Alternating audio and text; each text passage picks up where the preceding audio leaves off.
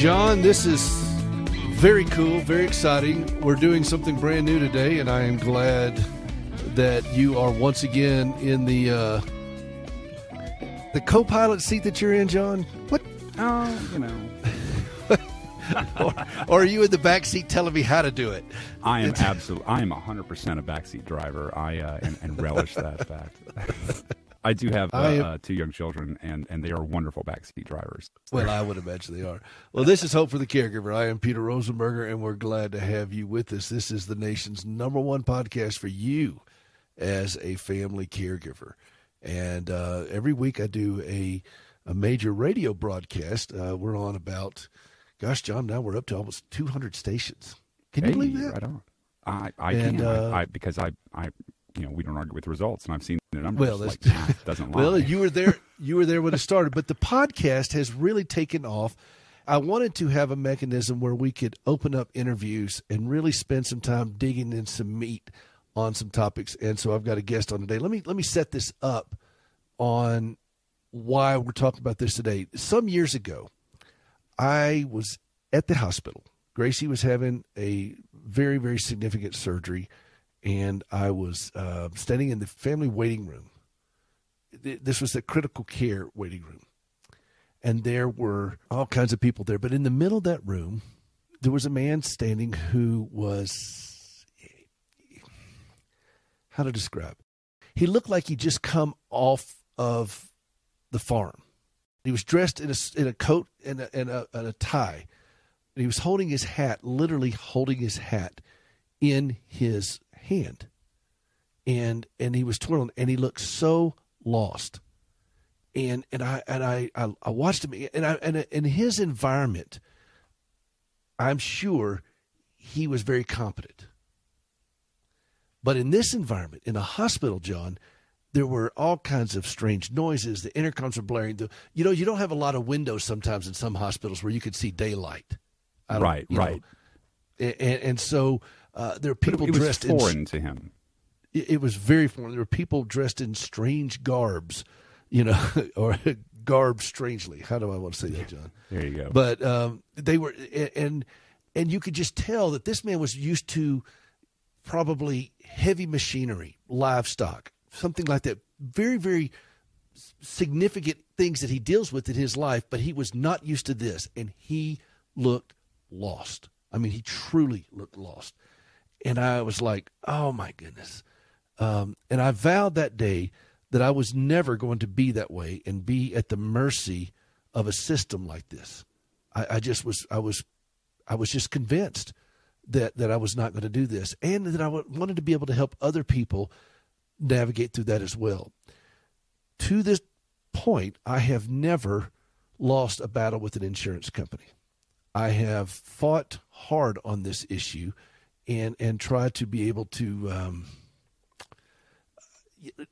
navigate through Gracie's 100 doctors, 12 hospitals, 7 different insurance companies, and it just the numbers are rather vast. I was going to say you got a running list. It's a big task of what we've done through her medical nightmare. And then I got an email from this lady who's going to be on the show today, who's with us right now.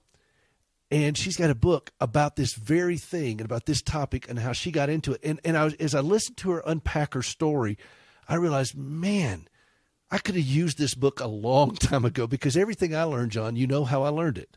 I learned it the hard way. Oh, yeah, and not the fun hard way, like the really bad. The really bad hard way. And I thought, wow, okay, this is what we got to have on the show. We got to talk to this lady and let her just, because she didn't have any experience in this either. Most of us don't have any experience in this kind of realm as far as being an advocate for a loved one and dealing with the system that we're thrown into. So with all that, there's an awful lot of sink or swim that goes on. Yeah, there is, and there's and it's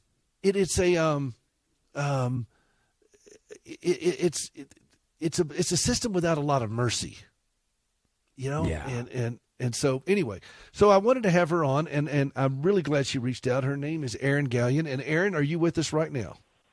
I am. Hi, Peter. Hi, John. Thank you for having me. That was a What an long introduction. intro, Erin. That was a long intro. I loved it.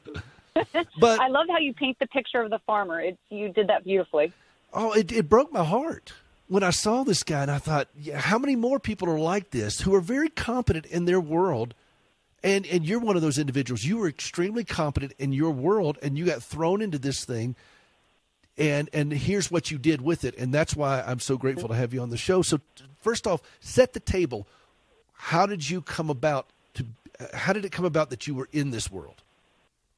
Yeah, so get a little background on me. I grew up outside of Philadelphia. I grew up in a family of 5. We were a very loving, tight-knit family. And in 1996, I don't know if I told you this part of my story, but in 1996, my father was diagnosed with non-Hodgkin's lymphoma. And I was 20 years old, or I guess I was 19 at the time, and he passed away 10 months later. And so my family, just kind of like that farmer, was thrown into a situation we knew nothing about. We had never been caregivers, right? And obviously that fell on my mom's shoulders. I was in college at the time. And my mom learned a lot from caregiving. I didn't learn anything because I was a kid, and adult kid, right? And then 20 years later, fast forward, my family's gone through grieving and figuring out life without my father, who was larger than life, great personality, a lot of fun. And obviously that's heartbreaking when that happens. And 20 years later, my sister, who is also my best friend, was diagnosed also with non-Hodgkin's lymphoma. Very ironic because the two cases are not related. Oh, I was going to ask that because I don't know enough about that. So it's not a genetic disease. It's just one of those things? Yeah, they don't think it's genetic. I've heard when my father passed away, we were told it's not genetic, so we weren't, as kids, really concerned about it because we were told, you can't get it. It's not genetic. So we had never been concerned, and they told us that my sister actually had a different strand of it anyway, so there wasn't a connection there. Now, who knows, as medicine progresses in time, maybe we'll find out a different story, but as of today, we have been told there's no connection there. And she was a healthy, active 47-year-old woman with a mom of 2 girls. And when she got non-Hodgkin's lymphoma, the non-Hodgkin's lymphoma caused an autoimmune disease. And then the autoimmune disease caused a lung disease. And the lung disease was a very rare and aggressive lung disease called bronchiolitis obliterans. For anyone that knows about it, probably not. But it's also called popcorn lung, which people are probably familiar with that. You can get that from smoking vapor, I believe. So that's kind of more of a common term for it. And it's very aggressive, very rare, and it basically just took a toll on her body after having to go through chemo treatments as well. And after 13 months, she ended up passing away. So we obviously learned things from my father, right? I wasn't there for him because I was in college, so it gave me a different mindset. So I just want to set that stage because my determination the second time around was probably a little different than it would be for a first timer. And so I hope to share that, to maybe give that to others and have the same determination I did, only because I was determined not to lose my sister, even though I know it didn't turn out that way. I felt like we did get her the best care possible. And that's all a caregiver or an advocate can really do. All right. So first off, what was your major in school? English. Okay. And mine was music. Mine was music. Okay. And in music school, I would imagine the same when you're studying English, they're not telling you how to deal with the healthcare system. Is that a fair statement? No, not at all. Now, as my profession, I am a pharmaceutical sales trainer. So although that does not teach you how to advocate for a patient, there are things that I teach other sales reps how to do, some techniques that I talk about, and we may get into that. So that helps, but it certainly doesn't prepare you for this heart-wrenching situation where you're seeing your loved one dying in my situation. Hopefully that's not for every one of your listeners. So what besides the fact that, okay, your father passed away, you saw what the toll it took on your mother and your family, and when this thing came around with your sister, you were like, no, we're not, we're going to go after this thing with a little different focus and a different approach with it. So what what was that switch? Were you in a situation where you saw something happening to her, or that she was getting lost in a system, something? What was the switch for you? I don't think it was any one particular thing. I think it's just that after losing someone that you're so close to, I told you we're a close-knit family, I was determined to not experience that heartache again. And so from day one, when we found out she was diagnosed with cancer, I thought, okay, we're on. I'm going to use everything in my power to advocate for her. That doesn't mean that it wasn't scary and that I wasn't intimidated by certain situations, but I had to keep reminding myself I'm her advocate. And same with, obviously, my mom. I also have a brother. My sister is married. We all did that, but I can only talk from my experience and say that's the mindset that I had. And, of course, throughout her journey, mistakes are made, or there's missteps. And so you catch these things, you have to pay close attention in order to advocate. I have long maintained that the thing about family caregivers is that the insurance companies and the hospitals and physicians and so forth don't take into account, probably like they should, is that we won't take no for an answer. Mm-hmm. And is that something that was, or not all of us, but many of us, those of us who throw ourselves into the warrior mode of this journey as caregivers, as advocates and warriors, that no is not an option. And so when I fought insurance companies, for example, I learned very quickly that if I say no, Gracie suffers adversely. I mean, if I accept no, Gracie suffers adversely. Were there moments like that with you where you just said, I'm not taking this for an answer. I'm going to find some kind of workaround, or I'm going to punch through this? Or what was that like for you? Yes. So here's an example, and we really worked as a team, my family. So that helped. I wasn't on my own. And obviously I don't live near my sister either, or I didn't at the time. So I wasn't in person. So I was advocating from far away, or if I traveled to go see her and visit her, I would advocate for her in person. But the situation that I think that's so vivid when you bring up this example of being a warrior is my sister, because she had these 3 diseases, she lost weight rapidly. Obviously, the chemo does that, but then also an autoimmune disease. She had sores in her mouth, so she couldn't really eat. And then with a lung disease, it makes eating difficult because we don't think about how you're breathing when you're eating, right? We don't think about it. It's just natural for those of us that are healthy. But people with a lung disease, it's a challenge, and it can take a long time just to eat one meal. So with those 3 issues, she was just losing weight rapidly. And we asked for a feeding tube for her. And her pulmonology team said no, they didn't want to expose her to being infected, because it would have been a feeding tube at home, not in the hospital. And it does open you to infection. And so it's not that they were wrong. They just that was their stance. And it didn't feel right. It didn't sit right with us because she couldn't keep up, right? She just kept losing weight. And there was no way that she was actually going to gain weight back, which that's important because if you're down to 85 pounds, which she got to at one point, how do you fight off a disease?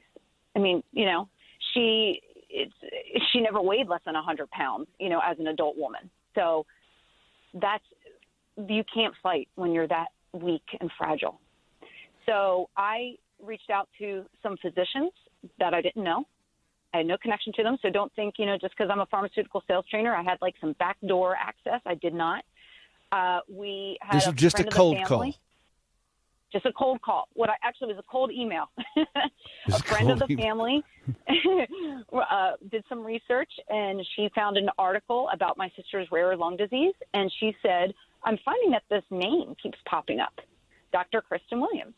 And so I looked at the article, and I was like, okay, let me see if I can find this woman, because she seems to know about this rare lung disease. So I reached out to her, and thankfully, she emailed me back. This woman is so kind-hearted. And not only did she email me back, but she gave me a list of information, and it was so helpful. And one of the things that was in that email, and I don't even think I mentioned, I would have to go back and look, but I'm pretty sure I didn't even mention anything about a feeding tube to her. I just mentioned what my sister had and that we needed help and what advice would she have. One of her key points was she needs a feeding tube because that lung disease, which we did not realize, you burn so many calories because you're trying to breathe. And So a feeding tube was the only way that she could gain weight. She said she will never gain weight without a feeding tube. So that gave us the... What did she say about the infection risk at home? She said, of course, there is a risk, but she won't survive anyway. She won't be able to fight back. So basically was the risk is worth the reward because there's no way. Hang into that area for just a second, because before we go any further, because I think that when you're dealing with certain realities, there's always risk. There's always risk, Yes. and you can't mitigate every single risk. I mean, you have a risk of just walking out the door, but in a case like this, we get in cars every day and drive. Yeah. How about COVID? Okay. Well, yeah, and I mean, it's everywhere, and I think that sometimes there's. Well, I've got so many questions for you. I just want to give you the lightning round kind of thing. Do you feel, in your experience, that some of the risk are laid on you as a caregiver and the patient primarily because of this is good science, or do you feel like this is good legal CYA?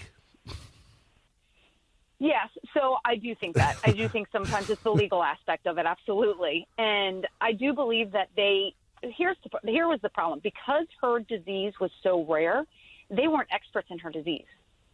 So they were going off of what they knew, which is probably a limited amount of information, right? I'm not saying they were ignorant, but they only have so much information from their experience because they've never dealt with that specific disease, right? Because it is and very, ignorance very is not a crime. We all are ignorant of so many things. But humility But I think this is where I want you to talk about the title of your book and what you're doing, because humility in the face of that ignorance is an important thing. And sometimes I think that a lot of the people that are pronouncing these decisions don't bring the level of humility of their own ignorance about what we're doing here, that we are in uncharted territory. And this is where you stepped in and said, you know what, we're going to take the reins of this a little bit more ourselves. That's where you came up with the whole concept of what you're all about in your book. And tell us about that. Yeah, so the book is called Badass Advocate, Becoming the Champion Your Seriously Ill Loved One Deserves.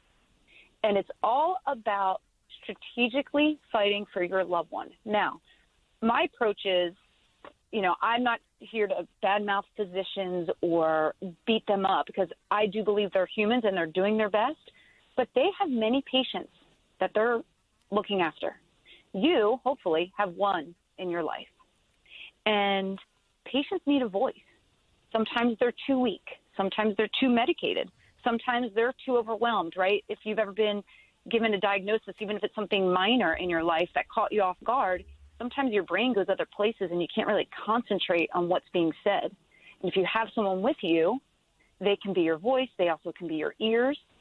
And every patient needs an advocate. In fact, I've asked physicians, that I've met. In fact, I met one last night. My husband and I went out to dinner for the first time in how many months? And we sat next to a physician. And I told him about my book. He's a hospitalist, which means, he works in the hospital. And I told him about the book, and he said, that is so important. I believe every patient needs a patient advocate. And I've heard that many times from different healthcare providers, whether it's nurses or physicians. So we really need to take this stance for them. We do, and you're right. Sometimes they are in a very difficult. I've seen that with Gracie. Sometimes she was so weak and she was so groggy or in such pain and such trauma. There's no way she can articulate, what's going on with her, and she needs somebody to kind of bring it to. And I've also seen where nurses would make mistakes, and they would want to they give her something, and they didn't look at her wristband or chart well enough, and they almost gave her something that was her sister was a nurse, and she caught this one. They were going to give Gracie something that would have caused her to go into anaphylactic shock, and they stopped her and said, "What are you getting ready to give her?" And it makes caregivers sometimes feel like we got to be there 24/7, and that's hard for us to do. In fact, it's impossible for us to do. But at the same time, there's just too many things get lost in the shuffle. And I have maintained this term caregiver authority for some time, that we have caregiver authority because we don't necessarily know the science, but we know our loved one. And this sounds like where you came in, that you knew your loved one, you knew your sister. You didn't necessarily know the science, but you were going to find out the people that did. And we got to. There's always a better way. John and I are big fans of there's always a better mousetrap, a way to build a better mousetrap, particularly when you're dealing with these overtly complex, long-term situations that there's really not a path for. Your sister's the same way. So sorry, I interrupted you there. But when I needed a better mousetrap, I hired a professional. I mean, I have a cat. It's You're so weird. That is a joke that my father would have made. I'll just tell you that right there. Oh, That's John is a dad. I gave John a book of dad jokes for Christmas. That's what he does. It's really just stop it, John. Just stop it. Fine. Thanks, John. I loved it. All right. So Peter, so you got her home, and you several things. Yeah. Okay, I'm go sorry. ahead. I just wanted to touch. You said several things that stuck out to me and that I talk about in the book. Number one is patient caregivers, advocates can't do it alone. 100%. That's my number one badass strategy in the book is build a support team. And for some people, it'll be easier than others. If you come from a large family, you may have access to people who want to be there. If you come from a large family in Philly, which is what you come exactly. That's a whole different thing. Right? That's right. Guns a-blazing, right? So, it's you guys really have such a important to have reputation for being wallflowers there in Philly. Oh, I know, right? I'm going to have to. I need you to bring me some greasy food from Wawa, by the way. Yes. So, yeah. Oh, I'll bring you Ogie. Yeah. Yeah. So you build a it's team. It's really important to build that support team and, make sure the patient is in on this because there's obviously sensitive information with their patient case. So tap into a support team that, because you just said you can't be there all the time. No way. First of all, you'll get burnout. It's called caregiver fatigue. It's a real thing. And it's because you get overwhelmed. Have you seen my picture? Have you seen me? Yeah, I'm the poster child for caregiver fatigue. He's only 27 years old. Oh my God. And then, all right. You're right. You don't need to be as educated as the physician, but I do advocate for educating yourself. So I have a website that has the same name, badassadvocate.com, and I give you some websites that you can go to find reliable information that's legit, because it's easy to go down that rabbit hole, right? And when you do a Google search, it can be very scary. Oh, yeah. Mm-hmm. Well, listen, we're going to take a quick break here at the bottom of the hour. Don't go away. You're staying with us, Erin, because I've got more questions for you. I'm just going to keep just piling them on you. I figured you could handle them, all right? I'm from Philly. I can handle it. We're talking with Erin Galyean. This is Hope for the Caregiver. She's teaching us, equipping us to be caregiver advocates for our loved ones. It's called badassadvocate.com is her website. The book is Badass Advocates. Peter Rosenberger, I'll be right back.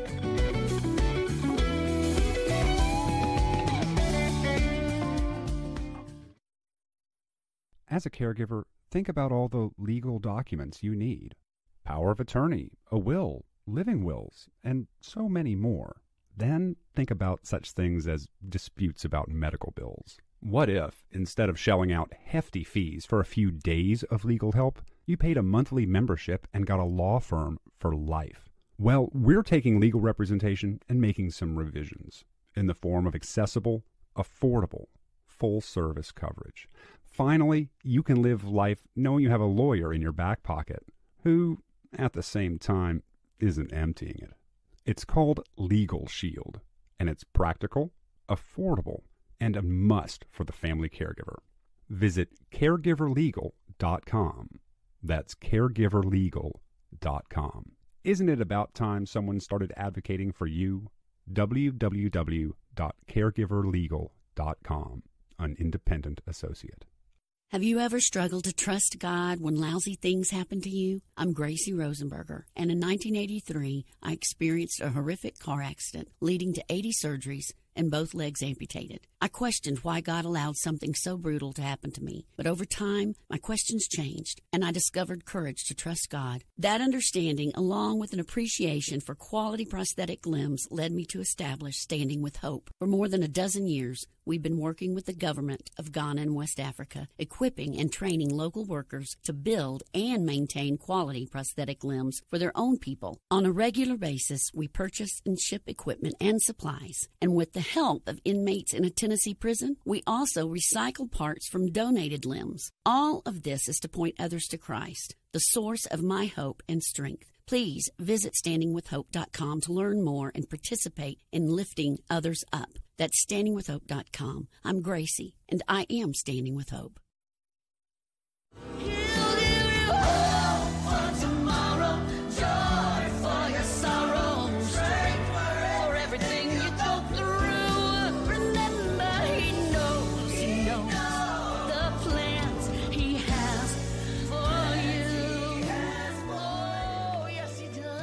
Welcome back to Hope for the Caregiver. I am Peter Rosenberger. This is the show for you as a family caregiver. How are you doing? How are you holding up? And I am so glad you're... By the way, that's my wife, Gracie, from her new record, Resilient. And if you'd like a copy of that record, I'll show you how to do it. hopeforthecaregiver.com. Just click on the cover of her CD right there on the front, hopeforthecaregiver.com. And I think you'll love it. She's just an extraordinary individual who brings an amazing talent, but a passion for everything she does. I've got by the way, John, before we get back to our guest, out here is a friend of ours, a neighbor out here, was a guy in the record business in Los Angeles. And he's moved out here to Montana where we are, and he's got a small studio in his house. And he is a huge blues guy. I mean, he plays the harmonica. I mean, he's really top tier, and he's wanting to get in the studio with some stuff with Gracie on some blues stuff with her. And she's like, okay. I want Gracie. You ever sung the blues? She says, no, but I have a right. And, that's just because like everything I got a right. Like all of the songs that I've heard Gracie sing are really, really well done. She's got a great voice, but I think all of they're all major notes, you know. Or major scales. Well, you know? she's been listening to a lot of blues on her Alexa device. Okay, yes. She's got a huge playlist she's been doing, and so she had one as her alarm. Right. Okay. That's the same. Tell her I do the same thing. Absolutely. The blues hangover. Well, it gets better. Yeah. It gets better. Okay. So I hear it cranking. I mean, just cranking. It's just. I mean, it early in the morning. I get up a lot earlier than she does, but I hear this thing comes on and it's cranking, and I go in there and bring her some coffee, and she mumbles out. This, if you knew my wife, this would just blow your mind. But she mumbles out, "That's the Allman Brothers Live, 1977." I'm thinking, how did you know? I mean, but you know, Why? and I thought she's barely been listening, but she's barely awake. Allman Brothers Live, 77. You know, and I'm thinking, okay, baby, you go. She's rocking. There you go. All right, we're talking with Erin Galyean. Erin is calling in from Dallas, Texas. She has a new book out called Badass Advocate. How to be a badass. Wait, what is it? Erin, tell me one more time. Badass Advocate. You had it right. Badass Advocate, badassadvocate.com. And this was all prompted by her family receiving very, very painful news of her sister's serious illness that eventually led to her death. But Erin, along the way, decided she was going to provide as much care or ensure that her sister got as much care as she possibly could.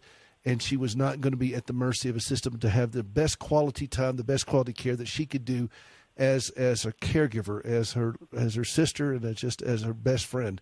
And so she learned some things and along the way, and a lot of it comes with, I'm sure, Erin, a lot of tears that you learned these things. At least they did. They did for me. Many tears. And so many tears. You started your list of things you talk about. You build your team. You educate yourself. Mm-hmm. You know, and I look at the things that we can access just from our phones. When I started, I was a caregiver, and I started being a caregiver in 1986. Okay, so we didn't have Well, you and John were children then, and but well, I mean, we carry around a box in our pockets with, you want to know if Kevin Bacon was in that movie? Well, you can. It takes 2 seconds. I can tell you right now if Kevin Bacon was in that movie or not. And if that's the kind of mundane knowledge that we have, there's a lot of very important knowledge that's just right there. You just Google it, and it's. I mean, it's not. You do need to be careful about the sources that you have, but it's all right there. Yeah. And so you don't want to go to some shaman on the web there. Yeah, but but at the same time, educate yourself, and that's something that you did, Erin, along your journeys to really push yourself to learn more about this disease. And it turns out you were learning about the same time her physician team was learning too on a lot of this. Is that a fair statement? Yeah, some of it, for the lung disease, for sure. I mean, the cancer, her, oncologist, non-Hodgkin's lymphoma, she actually beat the cancer. So, many of her physicians were just awesome and took great care of her. But certainly that lung disease being so rare, it was new for a lot of people, or not well known. Let me put it that way. They knew of it, but that makes it harder, and so I empathize with anyone who, I always say it's the one time in life you don't want to be rare is when you have a disease, because it's not a good position to be in. So you have to do your best to really find an expert. And we did. And that really helped with that one aspect of the feeding tube. But there's many ways you can advocate. And you mentioned that as a family member, and I think this is something that people don't realize, you really know, or maybe it's not even a family member, it could be a spouse or just a best friend or something, that patient better than the staff does or the doctor. So you may pick up on things that they don't because they don't know them personally, especially if the patient's hospitalized, right? They're not seeing the same nurses all the time. There's shifts. Sometimes they go to different rooms. So that happens too, where you can be an advocate, even if you're not an expert on the disease, just by knowing the patient and saying, something seems off. And we did that with my sister where her behavior seemed goofy. She had her own sense of humor. I wouldn't have ever called her goofy, right? That just wasn't how she was. So all of a sudden when she started acting goofy, we realized something's off. Now the staff might not have realized that because she wasn't slurring her words or saying anything so bizarre, but it just wasn't right. And we realized it was her lung disease had basically caused her CO2 to rise. And so when you do that, it can cause you to act goofy or different, I guess I should say. Ooh, I need to check the airflow in my room then. I mean, like... Yes. After that dad joke. I'm afraid that ship has sailed. Yeah. Those are important things. John, for your family, they would be like, no, this is normal. If you act too serious, then they would Yeah. But so if I stopped having a sense of humor, then they would know that, hey, something's really wrong. Something's up. Y'all got to take a look at him. Yeah. That's why you have to know the patient. That's right. In a 15-minute evaluation, they don't have time to get to know the lifetime. And no. The learning curve is just too steep, and that's where we come in. This is personal, and it's painful, and you can feel free to swat it aside and go on to something else. What were some moments where you just felt lost, and you felt you had to kind of go to someplace and just stand in a corner and just weep, or go down the hallway at the hospital or something? What was one of those lost places that you had? Well, and how did that end up informing your larger journey? Yeah, and where did you go with that?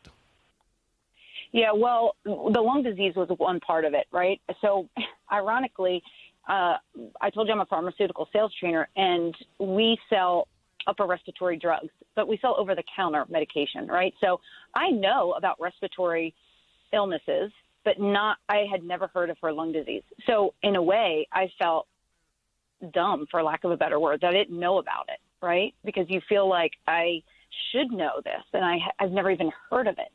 And that's why conducting research and reaching out to people is so key. Just being in the hospital, though, in addition to that, I'm not an expert on all these machines that surrounded her. She was hooked up to all these machines. And can I touch her? What is okay for me to do? My sister loved to have her feet massaged. Is that okay? And I realized the best thing you can do is just don't be fearful to ask questions, because it's okay that you don't know. you're not expected to know. The staff, the physicians, they may not bring it up or address it because they're not thinking about it and they know, but it's okay if you don't know. And I don't think when I was younger I would have asked a lot of the questions that I did purely because I would have been embarrassed or ashamed. Now I'm like, who cares? Who cares if I don't look so smart? I'm going to ask the questions that I need to so I can better advocate for her. For example, if you're hooked up to a monitor, what do those numbers mean? What do those numbers mean for a healthy patient? What do those numbers mean for my specific patient in my life? And if you understand those and, you can take notes, every time you're an advocate or a caregiver, you should have a notebook with you. And, of course, we all have those computers in our pocket, right? So you have a notes app or something, you can use that as well. But take note of those things. So then once you ask it and you have it written down somewhere, you know what you're looking for. And going back to being the person that's in the room and maybe the nurse isn't there because you're not in the room all the time, right? If you see something that's off, then you can go grab a nurse versus waiting for a machine to beep. Or maybe the machine doesn't beep. You never know. So just the more you can educate yourself, the better off you'll be as an advocate. You said something there that really struck me and that I think I need to emphasize. It's like, well, we talk about therapy being very important for caregivers on this show an awful lot, and we talk about all kinds of stuff. And whenever I go to therapy,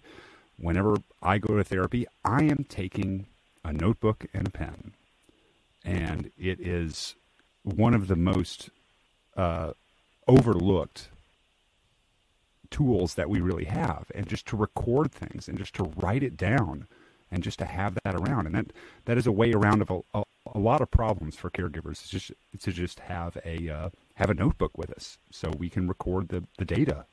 And it's a little bit odd. So it comes at you too fast otherwise. Yeah. But I want to also go after something else you said about not feeling ashamed to ask questions and so forth. I do think Indeed. That we undersell ourselves. We undersell ourselves as caregivers, and then we try to somehow do too much for for what we bring to the table. My father was watching my mother go through a lot of stuff 2 years ago, and Dad is one of the smartest men I know. He's got a doctorate degree in his field. He's been a pastor for 60 years. Just an extraordinary individual. Captain in the Navy, very, very, very smart guy. Wise man. And I watched him floundering, trying to keep up with all the doctors. And I said to him, Dad, I said, look, I've got decades on you on this, and I can't keep up with them. It's too much. That's not where my skill set is. I said, you didn't go to medical school. You went to divinity school. Do something divine. And I said, stay in your square as far as here's where you have tremendous authority as who you are as a pastor and as Mom's husband, as my father, as all of our children. We have a large family as well. And I said, you don't have to practice medicine. And if you try to keep up with all the little nuances of it, it's going to wear you out. Particularly, when you're that the learning curve at 84 is pretty hard. And it was able to kind of settle him down and realize, okay, I didn't have to learn everything. Here's what you can learn, and here's a good path for you. And because it comes at us so fast, Erin. And I'm kind of a repository of Gracie's chart. I'm the only person on the planet that really knows the whole chart because there's so many people who have treated her, and I've documented as much as I possibly can with it, but it still comes at you too fast. And Gracie knows her own chart. I mean, she's pretty engaged in all these things, and she knows her history, but it does come at you fast. And where were those? All right, so you've got educate yourself, you've got build a team, and then you had these situations where you would learn these things. What about when you had what else? Keep going. I don't want to stop you. There's two. No, you actually are leading me into two of them, both of you, which is perfect. So one is I have one whole chapter on asking strong questions. And this is where my training as a pharmaceutical sales rep and now as a trainer, I know how to ask physicians questions. So I don't give you questions to ask because everyone's health situation is different, right? So I can't anticipate all those questions. But I can teach you, and I do in the book, how I teach my reps how to ask questions to physicians. And there are questions you could ask to anybody. It's not specifically to physicians, but it's how to form good questions, how to work together as a team, because the more people you have, Give me an example of one of those questions, because I'm running up against the clock here. So tell me an example of one of those questions, because you don't want to ask, okay, Doc, what are we going to do? That's not the way to ask a question, I would assume. No. Right. Yeah. You want to be specific, but you do want to have what you did, which was good, is you asked it open-ended, which you probably don't realize you do that, which is the what, how, when, who questions. When we ask closed-ended questions, which are do, is, are, they're yes to no answers. And sometimes you'll have a physician that will just answer what you asked. And that's very limiting information that you'll get. If you ask it open-ended and it's specific to what you need to know, then you can get the best information possible. And then I also talk about clarifying questions and confirming questions. So if you need to clarify what a physician says, this goes back to feeling stupid, don't be afraid to clarify. It's okay if they use a term you're not familiar with or a medication they speak of and you have no clue what they're talking about. Stop them, slow down, you have to listen to your gut, and clarify and say, I'm not really sure what you're talking about. Can you tell me more about that? And that is the best way to just take your time asking questions, and that's why I dedicated a whole chapter to it. The other aspect about taking notes, I can even one-up that, and I'll tell you that you have to ask the patient's permission and the physician's. I always say that at the start, but start recording conversations if they're okay with it, because everyone on their smartphone has a recording device, right? So if the physician is comfortable with it, and of course the patient has to be comfortable with it, say, is it okay if I record this conversation so we can go back to it later? It's not used to entrap them or a lawsuit or anything like that. It's just so you can go back as a caregiver and as a support team and say, this is what he said. I totally missed that. Or, you know what, I thought he said this. I'm so glad we're re-listening to this. Or you can share with people that aren't present. There's lots of techniques you can use. Wonderful stuff. And listen, you know what? We're up against the break, so I got to go. Can you come back and we can do some more of this? I love it. You kidding me? This was so much fun. Well, we like to have a lot of fun. It's educating, empowering, and entertaining. John handles the entertaining part. Hey, listen. I can tell. It's Erin Galyean, BadassAdvocate.com. The book is Badass Advocate. BadassAdvocate.com, just like it sounds. We're going to put this out there for you. Please listen to it over and over again. Check out our website. Erin, thank you for being a part of the show. Thank you so much. It's so much fun. This is Peter Rosenberger. Hope for the Caregiver. We'll be right back. As a caregiver, think about all the legal documents you need. Power of attorney, a will, living wills, and so many more. Then think about such things as disputes about medical bills. What if, instead of shelling out hefty fees for a few days of legal help, you paid a monthly membership and got a law firm for life? Well, we're taking legal representation and making some revisions in the form of accessible, affordable, full-service coverage. Finally, you can live life knowing you have a lawyer in your back pocket who, at the same time, isn't emptying it. It's called Legal Shield, and it's practical, affordable, and a must for the family caregiver. Visit caregiverlegal.com. That's caregiverlegal.com. Isn't it about time someone started advocating for you? www.caregiverlegal.com, an independent associate. Have you ever struggled to trust God when lousy things happen to you? I'm Gracie Rosenberger, and in 1983, I experienced a horrific car accident leading to 80 surgeries and both legs amputated. I questioned why God allowed something so brutal to happen to me, but over time, my questions changed, and I discovered courage to trust God. That understanding, along with an appreciation for quality prosthetic limbs, led me to establish Standing with Hope. For more than a dozen years, we've been working with the government of Ghana and West Africa, equipping and training local workers to build and maintain quality prosthetic limbs for their own people. On a regular basis, we purchase and ship equipment and supplies, and with the help of inmates in a Tennessee prison, we also recycle parts from donated limbs. All of this is to point others to Christ, the source of my hope and strength. Please visit standingwithhope.com to learn more and participate in lifting others up. That's standingwithhope.com. I'm Gracie, and I am Standing with Hope. He will be strong to deliver me safe, and the joy of the Lord is my strength. The joy of the Lord. Joy of the Lord. Joy of the Lord. Joy of the Lord. Welcome back to Hope for the Caregiver. I am Peter Rosenberger. This is the podcast for you as a family caregiver.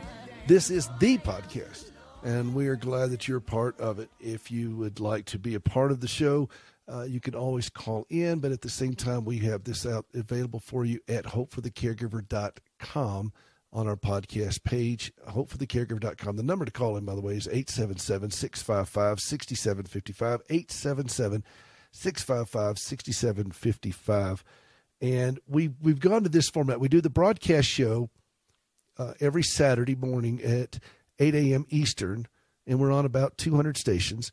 And then we do the podcast now on Sundays live. And then we probably, John, I think we should add a third, do another midweek podcast as well to help you as a caregiver stay strong and healthy while you take care of someone who is not. By the way, imagine being a parent at the end of your rope, caring for a special needs child, and you feel so alone. You feel so lonely and so discouraged, and nobody's reaching out to you. What would happen if every day, once a week, 3 times a week, whatever, but on a regular schedule, somebody called just to check on you? What difference do you think that would make? Imagine if you're going to the grocery store and you're not rushing through the aisles because you're panicked that something's going to happen while you're gone to your loved one, and you can just look down at your phone and look at them right there and make sure they're okay and they're safe. What about if you were, able to check on them while they're in an assisted living facility that you can't get into because of the coronavirus? Would that be worth something to you? What about a system like that had $1 million guarantee for your privacy, that you would be safe as you had such a system? Well, that's what you can have right now when you go to companion247.com, companion247.com, companion247.com. And then you can go and check out what's going on with this and use the promo code caregiver and you get a special discount. I've tried this in my house with Gracie. And in fact, she was setting up some things last week that are extraordinary tools and helps for her to be able to better be protected if I'm not here at the house where she's got certain things going on. They'll send you this entire, it's a partnership they do with Alexa and Amazon, and they send you 3 different Echo devices you can put in different rooms. One is, and they're earmarked for the room. And guess what, John? And by the way, your microphone. I got a question though. Like, we're on Speak the air it to right me. now. Yes. Yeah. So we're on the air right now, and so you're talking about Alexa. She's upstairs. She's upstairs. She's upstairs. I keep Alexa sequestered while I'm on the air. Right. But no, it's we already had an Alexa device. So the way they work it with this one is if you already have one, you don't have to change it out. You don't have to try to reprogram everything. Theirs will set it, and you set it up as computer. So you'll say computer such and such, and it's a private network that also is not dependent upon the power. So if the power goes out, you still have your own secure network cellular with this so that you can still have all the monitoring and safety for your loved one. You can check on your loved one at any given point, and it's all secured. That's what you have at companion247.com. Mention the word caregiver, and you'll get a special discount on it. Companion247.com. And why are we doing this? This is a service that helps offload two of the 3 I's that every caregiver struggles with. We've talked about this a lot on the show. We lose our identity, we lose our independence, and we become isolated. Well, guess what? You have independence that you can regain now because you can monitor from a distance. You can go and run your errands. You can do certain things, and you know your loved one is safe. It doesn't replace the human touch. It never does. Nothing will replace the human being. But we offload some of that stress onto technology. And then that isolation. I was reading about a lady down in Florida who killed her by drowning her 9-year-old son with autism who was nonverbal, I believe. Imagine Did anybody call her? Did anybody just call her and check on her?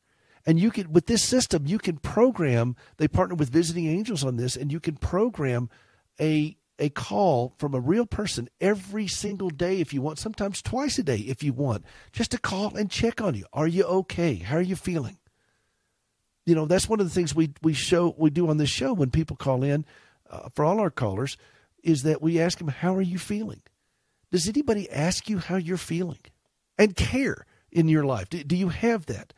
How important is that to you to have that? Or for somebody you know, if you don't know how to help somebody that's a caregiver and you see them spiraling out of control on some areas, this is one of the ways that we can do this to make sure that we're connected.